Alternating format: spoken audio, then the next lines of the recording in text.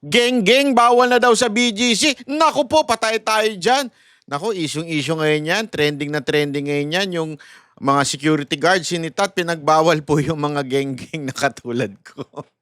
Hindi po ayusin natin. Ayan. Alam mo po, pinagbawalan na po ng ilang security guard po itong mga geng-geng dyan sa BGC.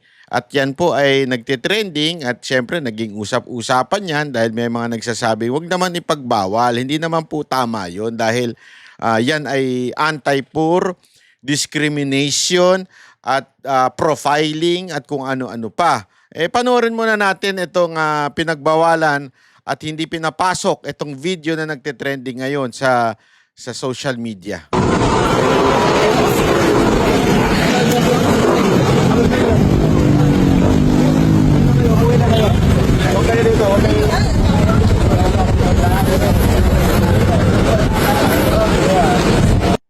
Ayan. Ayan po yung nagte-trending na mga geng-geng dyan sa BGC. Una sa lahat, ganito pag-usapan muna natin. Ano ba ibig sabihin ng geng-geng? Okay? Kasi usong-uso yan ngayon, naririnig natin yan. Alam mo, yan din naman yung dating tawag na jologs, iskwakwa, o squammy. Same ano din naman yan.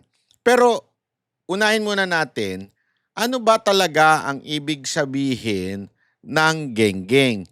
Sino ba talaga yung mga geng-geng? And how would you say that person is geng-geng?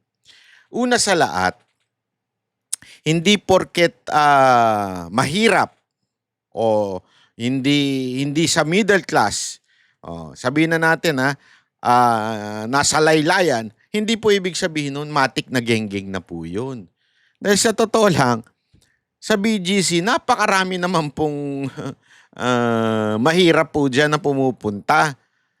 At hindi naman po sila nanggugulo. At hindi naman po sila pinagbabawalan. Marami nga dyan pumupunta, social climber. Yung wala namang pera, nakikiride on lang sa kaibigan, di ba?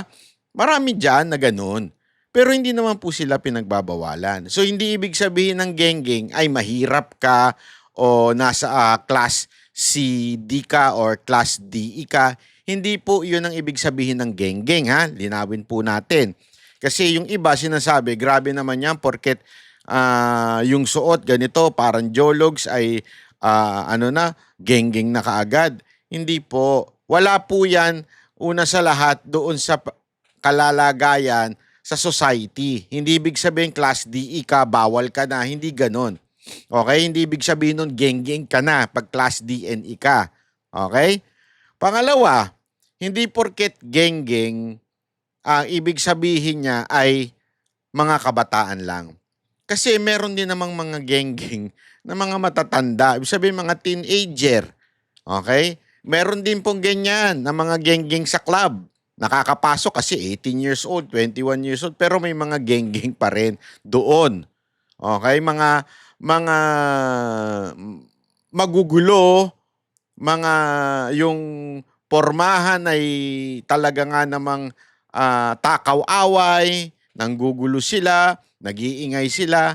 Yan po ang isang definition po nung geng-geng. Ibig sabihin, magulo. Ibig sabihin, nakakasagabal ka sa kapwa mo. Although, minsan kasi, dahil nga sa pare-pareho yung suot nila, naiisip kagad ng taong bayan na mga geng-geng, yung mga maluluwag ang pants. I don't think gano'n naman. Kasi it's going to be unfair kung sasabihin mo yung geng-geng, yung mga maluluwag ang pants. Paano yun? Marami din ng mga Gen Z dyan na maluluwag ang pants, pero matino naman. Ibig sabihin, pangit lang yung forma nila, pero hindi naman po sila magulo, hindi naman po sila nakakasagabal sa mga tao. Ibig sabihin, wala naman silang naiistorbo. So, hindi mo naman pwedeng sabihin na, ay, porket maluwag ang suot mo, yung para ka nakapaldang, alam mo yung kalalakihan na parang nakapalda na dahil sa luwag ng pantalon. Pwede na 2 tao magkasya sa loob. Di ba? Hindi ibig sabihin nun, geng-geng yun. Baduy lang. Pero hindi ibig sabihin nun, geng-geng na kagad yun. So, linawin natin po Bakit po kaya sa tingin ninyo pinagbabawal ang mga ganyang klasing tao o yung geng-geng? Alam nyo kasi ganito yan. Ang BGC po kasi, iyan po ay napaka family-oriented place. 'Di ba? Sabi nga nila yan po ay pinupuntahan ng mga pamilya, ng mga lolo't lola kasi nga diyan maganda ang tanawin, fresh air, hindi maiingay. Kung may mga maiingay man diyan, yung mga papansin lang na na nagmumotor na may ano, actually sa totoo lang dati pinagbawal din yan alam mo, ang problema kasi sa ating mga Pilipino, talagang hindi natin nasa puso yung ano yung courtesya, ika nga. Yung hindi natin iniisip yung ibang tao. Kasi dati naalala ko yung tayo tumatambay pa nga tayo diyan doon sa Moto Street diyan sa BGC ba? Nakalimutan ko kung tama yung pangalan niya, yung Moto Street. Basta tambayan ng mga big bike. Wala namang problema nung una. Nagpupunta doon. Ang problema, nung pumasok na yung mga geng-geng, may mga geng-geng din na rider ang tawag sa kanila kamote. Pero pare-pareho lang ibig sabihin yan. Mga tarantado, mga nanggugulo, nang-iistorbo, at mga walang breeding na mga tao. Kasi ano ginawa nila? Nagtipon sila, nagkaroon sila ng ano man tawag mo dun sa eyeball, yung EB. Ewan ko, ginagamit pa ngayon yun Nagkaroon ng eyeball ito mga lintik na mga, ayoko na lang banggitin yung brand Pero nagkita-kita sila, mga, alam mo yung mga excited na makahawak ng big bike, first time makahawak. Dati yung gamit-gamit yung mga underbow na nilagyan ng mga lata kaya ang ingay-ingay. Doon nakagamit na sila ng nakabili sila ng big bike, dinala nila yung pag-uugali nilang kamote. So ano nangyari? Nag-eyeball sila doon, nag-gathering yung grupo nila, tapos panay ang bomba. As in, brum, brum, brum, alam mo parang mga papansin, mga rider na gano'n. So ano po nangyari? Siyempre, alam nyo, marami hong dyan, maraming mga condominium dyan, marami hong mga private na, alam mo yon na tinitirhan ng mga tao. Siyempre, nakaka-istorbo. Alam mo yun, isa pa lang na motor. Ako nga, busit ako sa mga tarantadong kamote rider. Ewan ko ba, hanggang ngayon, wala pa rin ginagawa ang LTO dyan Na yung pipe talagang sobrang modified na sobrang ingay na Hindi ko alam Parang mga itong LTO, pag hindi nagtitrending, hindi nila ina-actionan Di ba? Parang sabik lang sa trending itong LTO Kasi sa totoo lang, padami na naman ng padami yung mga na pipe, yung may ingay. So ano ibig ko lamang pong sabihin? Yung ibig sabihin ng geng-geng ay hindi naman matik na mga bata o di kaya mga alam mo yon sa pormahan o squatter. Hindi yun ang ibig sabihin noon mga kababayan. Kasi nga po, tulad ng sinasabi ko, ang BGC po ay isang pasyalan ng mga pamilya, pasyalan ng mga turista, pasyalan ng ating mga lolo't lola. Ngayon, kailangan naman sana ay meron tayong ma-feel na safety and peace sa community. Ang problema, pag itong mga geng-geng nagsama-sama, nagkakagulo na. Masyadong maingay, masyadong nakakasagabal sa flow ng mga taong naglalakad. Bibigyan ko po kayo ng mga example ng pinagagawa nila Halimbawa, eto, nagti-TikTok yung buong grupo. Ayan.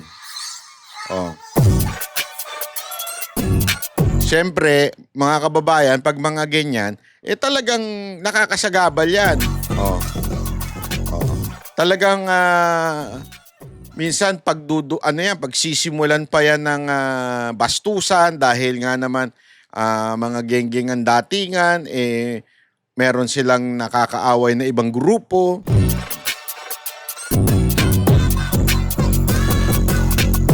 Di ba? Pag nakita ko mga magulang nito mga to, kakalad ka rin ko Ano pa? Baka naman sabihin ni Banat Bay, nagtitiktok lang, ano bang masama dyan? Siyempre, nakakasagabal yan. Una-una, yung music niyan malakas. Alam mo yon, parang hindi dapat, hindi tama yan. Okay? Oh, eto pa, ipapakita ko sa inyo ha. Ito naman, nagtitipon-tipon to the point na although nagti-TikTok din, no, nagpi-picture, di ko alam kung ano ginagawa nila dito, pero mga kulang sa pansin, ito. Oh, ayan. At binago ko yung music kasi baka makopyright tayo eh. Oh. Ayan po sila, oh. 'Di ba? Ang gulo-gulo. Binlur ko din po para hindi naman ma-recognize yung mga mga minor kasi iba diyan eh. Oh. Ayan, oh, 'di ba? Ang gulo-gulo. Dahil nga diyan, mga kababayan, nagkakaroon tuloy ng away. Diyan po nagkakaproblema kasi itong mga to, medyo hindi na ho ito nag-iisip eh. Mapupusok at higit sa lahat, ayon nga kasi sa ating napakapangit na batas, sila po ay hindi pwedeng ikulong. Sabi nung gumawa ng batas na yun, ayokong pumasok sa politika dito sa vlog kong ito o dito sa channel kong ito. Pero sabi nga nung politikong gumawa ng batas na yun, may juvenile naman eh. Meron namang provision doon. Ang problema, wala tayong ganun. Kaya ang nangyayari, pag nahuli lang yung mga yan, pinapalaya din. Di ba? O, beside the point na kunwari hindi sila mga bata. Kaya nga, ibig ko sabihin, yung mga ganyang klaseng galawan, nakakagulo yan, nakakadisturb yan sa loob mismo ng mga lakaran. Oh. At the same time, magkakagulo dahil dyan, tingnan nyo, magkakapikunan, o ano yung mga ginagawa nila, di ba? O may mga babae pa, at sabi nga nila, minsan, may mga nababastos. Yung napapagkama, yung kasi alam mo, ang tao, pag madami, lumalakas sa loob. Yan ang totoo. Yung tumatapang sila pag marami sila. Minsan, pag ganyan ka ng marami, binabastos mo na yung ibang tao, nasisitsitan, pinipituhan yung ibang mga babae. Minsan, yan tuloy yung sisimula ng away. Isa pa, ito, papakita ko, rambulan naman. Oh. Isipin nyo ha, ang dami na mamasyal. Oh. Sa high street yan eh. Oh, di ba? Oh, mga geng-geng, oh. Kita nyo? Sa BGC Oh. Kita nyo, may mga pamilya, may mga anak na kasama. Oh. Ito, may mga magjojowa pa, nagliligawan. O, paano sila makiging romantic niyan? Paano sila makakadiskarte sa isa't isa niyan? Oh. Di ba? Kasi nga po, dahil nga po yan, nagsisimula yan sa mga ganyan, biru-biruan lang, tapos biglang eventually magkakapikunan, magsusuntukan, una magti-TikTok pa, pero eventually, dahil nga grupo-grupo yan, nagkakaasaran at nagkakaroon ngayon ng matinding pag-aaway. At dahil dyan, mga kababayan, marami ho sa kanila, alam mo yun, naapektuhan mga Pilipino na nandoon. Naapektuhan po ng ganyang klaseng sa BGC. Alam mo, ito ha, bibigyan ko lamang po kayo ng mga pointers ho dyan patungkol dyan sa BGC. Ano ho ba ang bawal ho? Ha? Ano ba mga pinagbabawal ho dyan? Siyempre pagka ganyan, una, yung nagsisigawan, okay? Nagkakaroon ng sindakan, di ba? O, pagharang ng daan. O, at the same time, yung disruptive behavior nila, maingay, bastos, nag-aasaran. At ito hindi lang minsan yung kasama nila, pati yung ibang mga tao na dadamay. O, may pang-aasar sa mga babae, pambabastos sa mga babae, o, sa mga pamilya, na dumadaan, nagdudulot ng ngayon ng takot ito sa kapaligiran. Sa mga tao nagpupunta doon, natatakot na sila. Ako nga, mga kababayan, kasi nabalitaan ko ito nung nasa Japan tayo, nasa bakasyon tayo. Alam niyo naman, di ba, mahilig akong pumunta sa BGC. Diyan ako, quote-unquote, nagre-relax. Abay, putang ina, nung pagbalik ko, nung January, pumunta ako dyan para magkape, naglakad-lakad ako. Nagulat ako, sabi ko, ano nangyari sa BGC? bakit ang daming, alam mo yun, ah, geng-geng, ang daming, talagang punong-puno ng tao na magulo, parang palengke. Ay, alam mo, sabi ko nga, kaya nga sinusuportahan ko itong ginawa ng security guard ngayon dyan. Kasi tama lang yan. Ibalik nyo naman yung katahimikan dyan sa BGC. Alam mo, ito yan eh. Itong BGC po, yan ang isa sa mga pinagmamalaki ng bayan natin. Di ba? Yan, nandyan yung underground na flood control. Tapos, eto ha, sa BGC, maraming nasa-shock na mga foreigner. Oo, kasi sa mga pelikula, ang nakikita nila sa Pilipinas, puro ang pinapakita. Alam mo naman sa Pilipinas, pag gumawa ng movie, puro squatters area pinakikita eh. Hindi, totoo ah. Hindi ko nga maintindihan yung mga director kung bakit gano'n ang ano eh. Para bang gusto nilang palabasin na gano'n ang Pilipinas lang. Oh. Kaya yung mga foreigner na vlogger, pag nagbablog sila sa BGC, nagugulat sila. Meron pala na gano'n daw sa Pilipinas. Sabi ko, oh, meron talaga. Merong maayos. Actually, hindi lang BGC. Napakarami pang ibang mga lugar na maayos. Kahit lalo na sa mga probinsya, di ba, makikita mo yan, napakaayos na mga lugar dyan sa probinsya. Matahimik, maganda. Kaya lang kasi nagkataon sa mga pelikula, ang pinapakita hindi magagandang lugar sa Pilipinas. Kaya nga yung mga vlogs ng mga foreigner, lagi ho sila, matik yan, pupunta sila sa BGC, yan ang ibibideo nila. Ganyan. Diba? Kasi nga, one, maayos ang public system nila pagdating sa public mass transportation nila. Maayos. Okay? Malinis. Pangatlo, may lakaran. Kaya nga sabi ko sa inyo, parang ano yan eh. Hindi ko naman sinasabing gano'n na gano'n, pero mala Japan ang dating. Gawin mo na lang aircon, Japan na yan eh. Bakit? Sumusunod ang tao sa pedestrian, sa pagtatawid ha. Merong ang sapat na malalakaran, hindi yung bigla ka na lang matatapilok dahil merong ukang gano'n.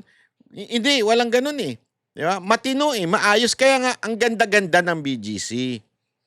Tapos, etong mga geng-geng na to, nagkakaroon sila ng gulo. Na nagdudulot sila ng gulo dun sa lugar. Ito na nga ang isa sa mga natitirang tourist attraction sa atin. Guguluhin nyo pang mga geng-geng kayo. Di ba? Pag nagsama-sama na yung isang buong grupo, talaga nga namang away na yan. Tapos, ang babastos pa niyan sa mga security guard pag pag sinisita. Oo, mga walang galang yan eh. Kasi nga, alam nyo, ako kasi, ito mamaya pag-usapan natin, isang factor kasi niyan yung mga magulang nila eh. Pag wala ka talagang respeto sa magulang mo, bit-bit mo yan sa labas. Kaya nga minsan napakabastos niya mga yan sa mga guard. Syempre yung mga guard, hindi naman nagtitimpirin din niya. May mga training din yan. Kaya saludo ko sa mga guard dyan, ha? Kasi nagtitimpi sila. Stricto sila, pero nagtitimpi sila. Kung ako yan, ako po, sabi ko nga sa inyo, kung ako yan, kakalad ka rin ko yung mga yan, eh. Yeah? Pero, dahil nga sila ay mga profesional, ito mga security guard dyan, hanggang sita na lang ang nagagawa nila. Isa pa nga nangyayari dyan, yung nagbibideo ng kapaligiran o minsan ito gumagawa pa ng music video. Sabi ko nga ito papakita natin. Ayan.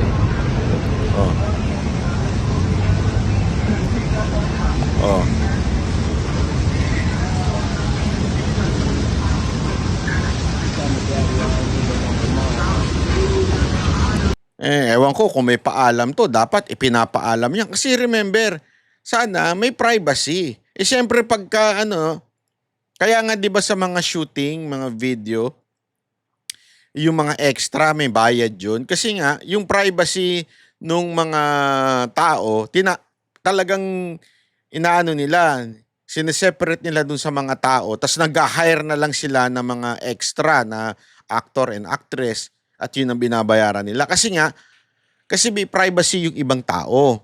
Yung pag wala kang paalam tulad ng mga ganyan, ewan ko kung may paalam sila, Kasi kung may paalam yan, usually may kasama security yan eh. 'Di ba? Eh, baka ganyang klaseng galawan. Alam mo, magsisimula lang dyan yung bastusan, mamaya may sisigaw na ibang grupo dyan, hanggang magkakaaway-away na naman yan. So yung feeling safe ng mga taong pumupunta dyan sa BGC nawawala. Alam mo, ito ah, nananawagan ako dun sa mga magulang nito, mga hindot na ito, mga to. Kayong mga magulang, ang problema kasi sa inyo, kaya nagkakaganyan-ganyan yung anak ninyo kasi kayo mismong mag-aasawa, ang gulo-gulo. Alam ko yan eh. Rebellion starts in the family. Kaya yung mga yan, ganyan kumilos, ganyan magulo, ganyan bumabarkada because wala silang nakukuhang pagmamahal at pagbabarkada sa pamilya. Sa katunayan, dapat nga ang tatay at nanay, hindi lang yan magulang mo, dapat yan ang kaibigan mo. Dapat sila talaga ang tunay na nag-iimpluwensya sa'yo. Ang problema, dahil wala kayong oras, dahil si tatay, lasinggero, si nanay, sogalera, di ba? Tapos, minsan si tatay pa, aside from lasinggero, nang bababae pa. O si nanay, humaharot din. Kaya laging wala sa bahay. Tapos sasabihin, dadahilan, kasi ang hirap magtrabaho kailangan natin ng pera kaya nagpapakapokpok na rin. Alam mo, may epekto yan sa mga anak. At kaya nagre-rebelde yung mga anak kasi ang anak po, ang mga bata, kailangan ng atensyon yan. Tandaan ninyo, ang tao, pinanganak yan ng selfish. Tandaan yan, because of the human nature ng tao, yung kanyang nature, pinanganak talagang selfish ang bata. Halimbawa, ang baby. Bakit? Ang baby ba, iisipin niya, hindi muna ako iiyak kasi pagod ang nanay ko. Hindi. Iiyak yan, wala siyang pakialam. Iiyak siya basta gusto niyang umiyak dahil may nararamdaman siya. O kahit pagtanda ng pantanda niya, kita mo, ang mga bata, demanding yan, kailangan may attention ka sa kanila. Pag hindi mo binigay yan, definitely kukunin nila yan sa barkada nila. At dahil doon, sigurado mapapariwara ang bata. Kasi yung barkada, sablay. Tuturuan ng ganyan, magiging magulo. Tapos, pare-pareho silang kulang ng aruga ng pamilya. Tas nagsama-sama sila para mapansin sila sa lipunan, magganyan ang gagawin nila. Diba? Actually, pustahan ko sa inyo, itong pag-trending nito, tuwang-tuwa pa sila Yung napapansin silang gengging, tuwang-tuwa pa. Maniwala kayo. Kasi yan ang gusto nila magpapansin. Yan ang gusto nila. Kaya nga alam mo, mga kababayan, ako para sa akin, ewan ko sa inyo, pero para sa akin po, sinusuportahan ko itong galaw ng BGC. Alam mo, kahit yung mga kapulisan natin dyan sa BGC, mga professional yan Kaya lang, wala silang magawa dahil sa batas na merong tayo na hindi mo naman pwedeng ikulong yan. 'Di ba? Alam mo kasi itong Pilipinas, sobra tayo sa yung sabi ko nga palagi, yung demokrasya natin. Kaya tuloy ang titigas ng ulo ng mga Pilipino Yung masyado dapat yung mga ganyan, kinukulong na yan Kinukulong ng isang buwan yan, tingnan ko, hindi tuminuy ang mga animal na yan. Di ba? Patikimin mo yung mga bata na yan ng kulong. Sabi ko sa inyo, titinuy ang mga yan kaya lang, dahil nga yung batas natin, walang ganun. Patay tayo dyan. Kaya, ang ginagawa na lang ng mga security guard dyan, hindi sila pinapapasok. Kasi magkakaproblema pag pumasok sila. Ngayon, legal po ba yun? Kung sa kalsada sila magkalat, sagutin ng gobyerno yan. Pero yung papasok sila, kasi marami diyang lakaran yung sa Bonifacio High Street, yun ay part na ng isang private company. Halimbawa, kung yung part na yun ay Ayala o whatsoever, yung ano man yung building na naandun, part na yan nung kumpanya. Okay? Pero yung kalsada, pampubliko. Yung entire BGC, sabi nga nila, yung entire BGC, it's like a private and public partnership. Public siya kasi syempre pagmamay-ari ng gobyerno yung lupa, nagre-rent lang yung developer diyan. Pero yung mga nakatayong establishment, private 'yon. So may karapatan silang wag magpapasok doon sa kanilang nasasakupan. O pag tumungtong ka na from the kalsada, di ba? Tumungtong ka na papasok sa Bonifacio High Street, sa Uptown, at kung saan-saan pa, sa Burgos Circle, yun ay private na kasi may mga building na nag-o-occupy doon. So, kung hindi ka man nila papasukin, karapatan nila yan kasi private na po yan. Kaya, tama din ang ginagawa nito. Kasi okay lang, magkalat kayo sa kalsada, pulis na bahala sa inyo. Pagka kalsada na kayo nagkakalat, gobyerno nang bahala sa inyo. O, di ba? Pero pagdating sa mga papasok kayo doon sa mga restaurant, papasok kayo doon sa mga ganon. Kaya nga yung sa eto nakita ko yung sa Bonifacio High Street nung huli kong punta eh. Merong ng guard na talagang striktong nagbabantay pagpapasok at maglalakad kang papasok doon sa Bonifacio High Street. Kasi nga, para hindi pasukan ng mga geng-geng. Ako sinusuportahan ko yung galaw po ng BGC, pamunuan ng BGC, pamunuan ng PNP diyan sa BGC. Suportado po kayo ng taong bayan. Ayaw po ng taong bayan na mababoy ang BGC. Kaya sana ituloy-tuloy nyo yan at talaga maging stricto kayo diyan sa BGC. Alam mo kasi, yan na lang isa sa mga pinagmamalaki nating napakagandang lugar sa Pilipinas eh. Totoo. Isa ho yan sa pinagmamalaki natin. Maayos ang traffic. May traffic dyan, pero maayos. Kahit pa paano sumusunod dyan. Meron pa nga. Sa Pilipinas kasi hindi uso ang pedestrian eh. Sa totoo lang huwag na tayo maglokohan. Lalo na yung mga lintik na mga kamote na talagang dun pa sa pedestrian.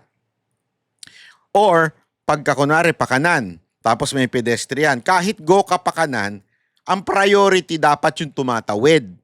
Okay? Sa ibang lugar, hindi ginagalang yun. Pero dyan sa BGC, understood na yun. Magagalit yung mga tao sa'yo pagka go sila. Halimbawa, nakago yung pedestrian. Tapos tumatawid ka. Tapos biglang merong isang sasakyan na galing sa kabilang hindi dito Kunwari, hindi dito yung pedestrian. Hindi dito galing yung sasakyan. Galing dito, pakanan siya. Tapos nandito yung pedestrian. Pag hindi ka tumigil sa pedestrian, magagalit ang tao. Yeah, ganun. Totoo naman yan eh. Diyan na lang isa sa mga nasusunod pang pedestrian lane sa Pilipinas ay sa BGC. So, sana i-retain natin yung kaayusan dyan. Sana po maging patuloy na puntahan ng pamilya yan, puntahan ng mga foreigner, puntahan ng mga turista. Kasi kung bababuin lang nitong mga walang breeding na mga tao. Again hindi ko sinasabing jologs, hindi ko sinasabing may hirap, hindi ko sinasabing mga kabataan, hindi ko ang sinasabi ko, whether matanda, bata, mayaman o mahirap, basta geng-geng ang ugali mo, dapat ka talaga ipagbawal dyan. Parang lang yan kamote. Hindi porket naka-big bike, hindi kamote Napakaraming big bike user na nakamote. Yeah? Alam ko kulay ng mga motor mga yan Totoo. Mga parang although meron din naman, kahit yung mga iba pa, meron din naman kahit mamahalin yung motor, talagang kamote rin. Pero merong may mga matitinong underbow na na nagmumotor Kaya nga sabi ko sa inyo, wala sa motor yan Naandun yan sa ugali, sa breeding. Kung paano pinalaki. Diba? Kung paano yung kanyang value sa buhay. Diyan din sa BGC. Napakarami talaga ugaling geng-geng dyan sa BGC. Na sana masawatan na at ipagbawal na talaga. Sana kung pwede, madagdagan yun ng security guards, para mabawasan yun dyan. Kasi alam mo, Ang dami ko pa nga nakikita diyan, yung namamasyal, dala-dala nila yung kanilang fur baby, 'di ba? Yung mga aso nila, 'di ba? May ano diyan eh. Alam mo yun, ang mga tao diyan natutuwa dahil malawak and they can bring their fur babies, their dogs na nagwo-walking sila. Tapos ngayon, itong mga genggeng na nagwo-walking diyan, gawan niyo po ng paraan yan, BGC, para talaga manatiling maayos po ang BGC. Oh, ayun lamang po ah. Maraming maraming salamat po. Mabuhay kayong mga security guard na puno ng pasensya na sumisita sa mga yan. At kayo namang mga geng-geng, maku po, putang ina nyo. Umalis na kayo dyan, parang awahan nyo na. Dahil hindi, wag nyo dalhin yung ugali nyo dyan. Di ba? Kung nagpapakit kayo, magpakit na lang kayo doon sa lugar ninyo. Doon sa bahay nyo, doon kayo magpakyut, doon kayo mag-TikTok, doon kayo magsama-sama. Bahala sa inyo yung mayor nyo. Pero wag nyo namang iguluhin yung BGC dahil tututukan natin yan. Maniwala kayo sa akin, tututukan natin hanggang hindi naaayos kasi ako talaga, tuwan-tuwa ako dyan sa BGC kasi nakakatuwa ang mga lugar dyan eh. You can be proud na, uy, may ganito pa sa Pilipinas. Tapos bababuin lang nitong mga walang breeding na mga to. Kaya tututukan po natin itong BGC, yung mga magaganap dyan. At sana ay patuloy ang management ng BGC na ayusin at linisin yung lugar nyo na yan. Or else, mabababoy yan. Maniwala kayo sa akin. At salamat din sa mga kapulisan natin niya sa BGC dahil napaka-professional niya mga yan. Hindi po yan yung mga nagtatago-tago. Alam mo yung mga nagtatago-tago? Pasay! Di ba? Yung mga nagtatago-tago. Naku, yung mga traffic enforcer na nagtatago-tago, wala niyan sa BGC. Nandun sa Pasay, karamihan. Sa Pasay, marami diyan yung nagtatago bigla sumusulpot na parang mga multo. Diyan sa BGC wala pong ganyan. And hopefully, sana walang ganyan. Kaya maraming salamat din sa PNP na nakakasakop diyan sa loob ng BGC. Okay po, mabuhay po tayo. Maraming salamat po.